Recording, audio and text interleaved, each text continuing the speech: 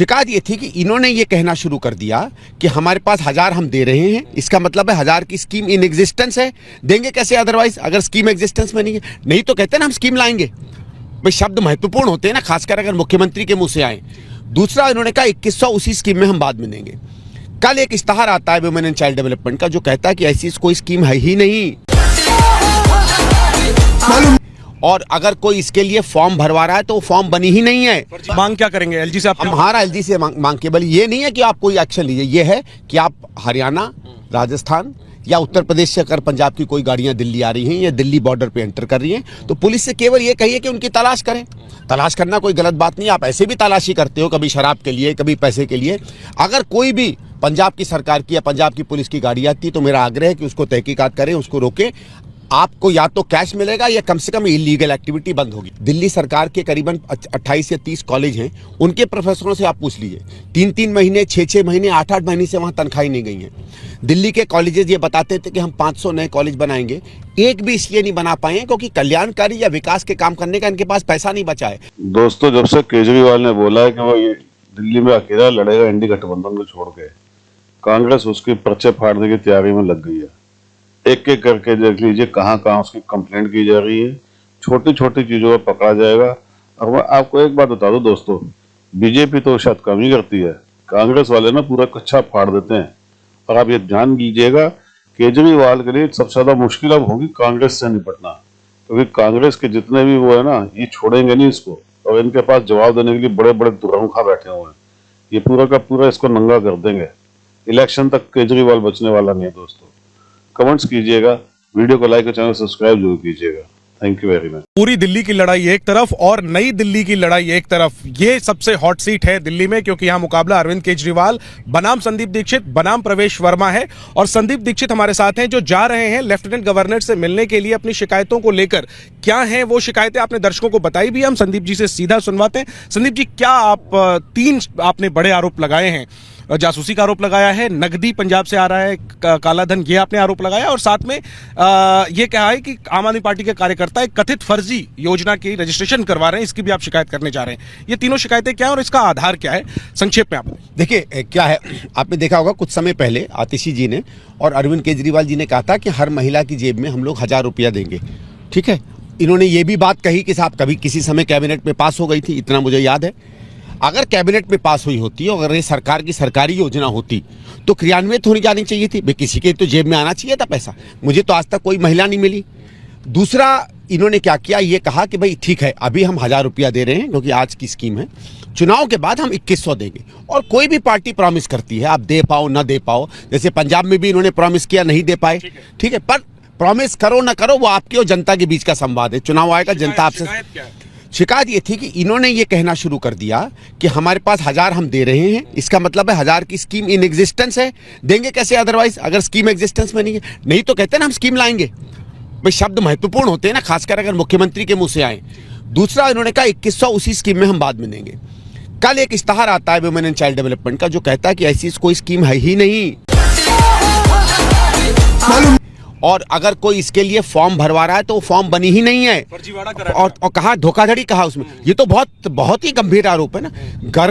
सरकार कह रही है कि उसका मुख्यमंत्री जिस स्कीम की बात कर रहा है उसकी बात करना ही धोखाधड़ी है। मैं तो नहीं कह रहा, आप तो नहीं कह रहे, सरकार कह रही है। तो मैं एलजी साहब के पास ये दरख्वास्त लेके जा रहा हूं कि अगर सही में WCD की कंप्लेंट सही है, इसलिए मैंने पहली लाइन कही, इसमें इंक्वायरी की जाए। अगर सही है तो फिर धोखाधड़ी का केस चलना चाहिए केजरीवाल जी पे, आतिशी जी पे और उन सैकड़ों कार्यकर्ताओं पे जो जगह जगह जाके कह रहे हैं कि ये स्कीम है, हम इसमें 2100 बढ़ाएंगे। आप ये कहें कि हम एक लाएंगे, आप उसका पर्चा बांटे, प्रचार प्रसार करें, आप जाने, जनता जाने, आपको वोट मिले। एक बात हो गई संदीप जी, इसके अलावा जो 2 बड़े गंभीर आरोप आपने, इसी में एक महत्वपूर्ण आती है, एक मिनट, इसी में इस धोखाधड़ी के नाम पर इन्होंने लोगों से पर्सनल डेटा इकट्ठा किया। भाई मैं आपसे अगर फोन नंबर मांगू, आप थोड़ी मुझे दोगे, जबकि मैं अगर दोस्त नहीं हूं तो। आपने महिलाओं को जाके कहा कि आप अपने पर्सनल डिटेल दीजिए। पर्सनल डिटेल्स आपने एक धोखाधड़ी से लिए हैं। ये सब क्या देखना पड़ रहा है? अच्छा है मैं अंधा हूं। चलो स्कीम होती, फॉर्म भर रहे होते, आधार फॉर्म भर रहे होते, किसी के लिए वोटर फॉर्म भर रहे होते, मैं मानता आप सहूलियत का काम कर रहे हो। तो मेरा ये है कि ये प्राइवेसी भी है। भाई लड़कियों के आप 19-20 साल की लड़कियों का ले लो, कल को कोई बदमाश उसके कुछ भी कर दे, क्या उसमें प्रोटेक्शन है? वो 3-4 चीजें। प्लस मैं ये कह रहा हूँ एलजी साहब से कि ये आगे की एक्टिविटी रुकवाई जाए और जिन महिलाओं ने ये फॉर्म भरी है और अपना पर्सनल डेटा लिया है वो सरकार जब्त करके वापस उनको फॉर्म लौटाए। दूसरा ये था, कल क्या हुआ, मेरे पास कुछ पंजाब के यूथ कांग्रेस के लड़के आए थे, मेरे पुराने मित्र हैं, मैं पंजाब इलेक्शन में जब था उस समय उनसे मित्रता हुई थी, वो मदद करने आए। उन्होंने स्पॉट किया पंजाब पुलिस के कुछ लोगों को, कहाँ पर? दिल मेरे घर के बाहर, और उन्होंने जब उनको चेज किया तो वो वहां से वो गायब हुआ। अनफॉर्चुनेटली ये लोग उसका कुछ साक्ष्य नहीं ले पाए। तो मेरा सिर्फ ये है, मैंने उसके बाद पंजाब के कुछ मेरे अधिकारी हैं, कितने पुलिस वाले थे संदीप जी? आप तो बहुत गंभीर आरोप लगा रहे हैं, पंजाब पुलिस पर जासूसी का आरोप लगा वो कह रहे हैं 2 वहां। तो जब मैं जासूसी का शक आपको क्यों हो रहा है? जब मैंने फोन किया तब उनका कि हाँ उनको भी ये खबर ये है, पंजाब, देखिए कोई अधिकारी बेचारा नाम नहीं बताएगा, है कि उन्होंने ये कहा कि नहीं मुझे ये खबर है कि लोग भेजे गए हैं और वो दिल्ली में इलेक्ट्रल इंफॉर्मेशन कलेक्ट करेंगे। इलेक्ट्रल इंफॉर्मेशन सरकार करेगी तो जासूसी हुई, और क्या हुआ। प्लस उसके साथ साथ उन्होंने ये भी बताया, जो हमें और जगहों से भी खबरें आई, कि पंजाब से चुनाव के लिए कैश ट्रांसफर हो रहा है। आप कैश ट्रांसफर करो, ईडी जाने, पुलिस जाने, इनकम टैक्स जाने, आप पकड़े जाओगे, आप भुगतो। लेकिन इसमें पंजाब पुलिस की भागीदारी है, या तो उनकी गाड़ियों में या पंजाब पुलिस के एस्कॉर्टेड लोगों के अंडर ये पैसा। आप एक राज्य की पुलिस पर सीधे आरोप लगा रहे हैं, आपके पास क्या आधार है इसका? इंफॉर्मेशन, और क्या आधार हो सकता। कल अरविंद केजरीवाल जी ने कहा कि अतिशी अरेस्ट होंगी, क्या उनके पास आधार है? उनको कोई शक हुआ होगा, कोई खबर हुई होगी, उनसे लोग पूछते हैं कि आप रोज कह देते हैं मैं अरेस्ट होऊंगा। मांग क्या करेंगे एलजी से? आप हमारा एलजी से मांग केवल ये नहीं है कि आप कोई एक्शन लीजिए, ये है कि आप हरियाणा, राजस्थान या उत्तर प्रदेश से अगर पंजाब की कोई गाड़ियां दिल्ली आ रही हैं या दिल्ली बॉर्डर पे एंटर कर रही हैं तो पुलिस से केवल ये कहिए कि उनकी तलाश करें। तलाश करना कोई गलत बात नहीं, आप ऐसे भी तलाशी करते हो, कभी शराब के लिए, कभी पैसे के लिए। अगर कोई भी पंजाब की सरकार की या पंजाब की पुलिस की गाड़ी आती है तो मेरा आग्रह है कि उसको तहकीकात करें, उसको रोकें। आपको या तो कैश मिलेगा या कम से कम इलीगल एक्टिविटी बंद होगी। संदीप जी, लोगों के मन में एक सवाल आएगा कि ठीक एक दिन पहले हमने देखा कि अरविंद केजरीवाल बनाम प्रवेश वर्मा, खूब बहस हुई, बवाल हुआ कैश कांड पर। क्या उस लड़ाई में आप खुद को पीछे पा रहे थे, तो अब आप नए आरोपों के साथ आ गए हैं ताकि आप भी जो है, आपका नाम भी सुर्खियों में हो? क्या ये आपका मुख्य मकसद है? लोगों के मन में ये सवाल होगा। ये तो सब मुझे नहीं लगता इसमें कुछ है। देखिए, सुर्खियों में हैं या नहीं हैं, अगर आप विधायक का चुनाव लड़ रहे हैं तो आपको वोटर के मन में होना चाहिए। सुर्खियों से वोटर का मन नहीं बनता है। मैं नई दिल्ली के लोगों पे जा रहा हूं, उनसे बात कर रहा हूं, स्वाभाविक है क्योंकि मेरी माँ यहाँ पहले विधायक रही हैं, उनके बारे में चर्चा होती है, वो कांग्रेस की विधायक भी हैं। उस बेसिस पे दिल्ली में जो काम हुआ, 15 साल जो न्यू दिल्ली में काम हुआ और 10 साल से जो सारा काम ठप पड़ा, हम तो उसकी चर्चा कर रहे हैं।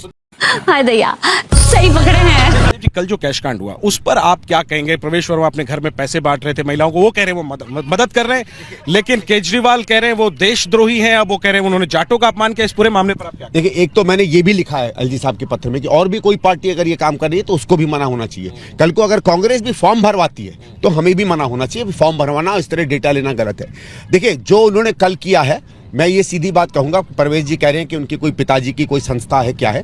मेरा ये है कि चुनाव के पहले तो चाहे आप एनजीओ के नाम से बांटें चाहे किसी नाम से बांटें, पैसा बांटना अन्यथा गलत है, ठीक है। और इसके लिए मेरे हिसाब से पुलिस को उस समय उनके बारे में एक्शन लेना चाहिए था, क्योंकि जो मैंने इमेज देखे हैं उसमें पीछे कोई महिला सम्मान, पता नहीं कौन सी लाडली होना, कोई नाम लिखा हुआ है। तो आप या तो अपने एनजीओ का नाम लिखिए ना, संस्था का नाम लिखिए ना, या खुद करिए कि मैं इस तरीके का काम कर रहा हूं।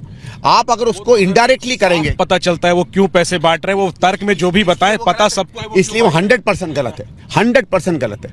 लेकिन इनके जो आरोप आप कहिए, अगर आप क्या इसके लिए उन्हें देशद्रोही कहा जाना चाहिए? जो नहीं, ये भारतीय जनता पार्टी और आम आदमी पार्टी की एक कमजोरी हो गई है कि जो भी व्यक्ति राजनीतिक रूप से उनको सूट नहीं करता उसको देशद्रोही कहें। हमारे लिए हम किसी को देशद्रोही नहीं कहते। जो संविधान मानता है, कानून मानता है, वो देशभक्त होता है, वो देश के हित का होता है। देशद्रोही का शब्द यहाँ इस्तेमाल होता है। हाँ, इलीगल या गलत एक्टिविटी है या अनैतिक एक्टिविटी है, आप उसका विरोध करिए, कोई दिक्कत नहीं है। और अगर हम सच्ची में चले गए देशद्रोही की बात में, तो फिर अरविंद केजरीवाल के जो पंजाब के मिलिटेंट्स के साथ संबंध थे, जिस तरीके से वो पंजाब के मिलिटेंट्स के साथ सोए थे 2017 या 2018 का चुनाव में, तो क्या उसी चीज को हम कंटिन्यूसली लेते रहें? क्या इनडायरेक्टली आप केजरीवाल को देशद्रोही कह रहे हैं?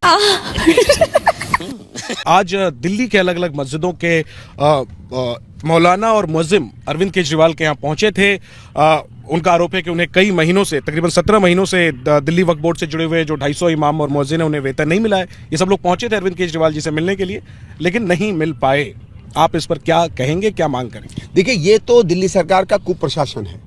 सीधी बात है, हम लोग बार बार कह रहे हैं कि दिल्ली सरकार के पास कोई भी भला काम करने के लिए पैसा नहीं बचा है। इंफ्रास्ट्रक्चर का इसीलिए बुरा हाल हो रखा है। और यही नहीं, ये तो वक्फ बोर्ड से जो तनख्वाहें जाती हैं वो आप डिले कर रहे हैं। दिल्ली सरकार के करीबन 28 या 30 कॉलेज हैं, उनके प्रोफेसरों से आप पूछ लीजिए, 3-3 महीने, 6-6 महीने, 8-8 महीने से वहाँ तनख्वाहें नहीं गई हैं। दिल्ली के कॉलेजेस ये बताते थे कि हम 500 नए कॉलेज बनाएंगे, एक भी इसलिए नहीं बना पाए हैं क्योंकि कल्याणकारी या विकास के काम करने का इनके पास पैसा नहीं बचा है। आप प्रोफेसर्स नहीं बढ़ा पा रहे हैं, आप कॉलेजेस नहीं बढ़ा पा रहे हैं। जैसे मैं इसीलिए उदाहरण देता हूँ, ये परसों तरसों एक स्कीम लेकर आए कि जो भी हमारा दलित यूथ विदेश जाएगा उसको हम स्कॉलरशिप देंगे। पहला चीज तो मेरा ये कि यहाँ कॉलेज बनाइए ना कि कोई स्कॉलरशिप की जरूरत ना पड़े। आप अपना कोई काम नहीं कर पा रहे हैं और सिर्फ इसलिए क्योंकि दिल्ली का पूरा जो फाइनेंशियल स्ट्रक्चर है उसका उन्होंने मिसमैनेज किया है। मुझे कोई आश्चर्य नहीं है कि आज बहुत से लोगों को तनख्वाहें नहीं मिल रही हैं। और अगर इसी तरह से सरकार चलती रही और गलती से कहीं आम आदमी पार्टी की सरकार फिर से आ गई तो अगले 5 साल में सामान्य सैलरी भी नहीं जा पाएगी सरकार।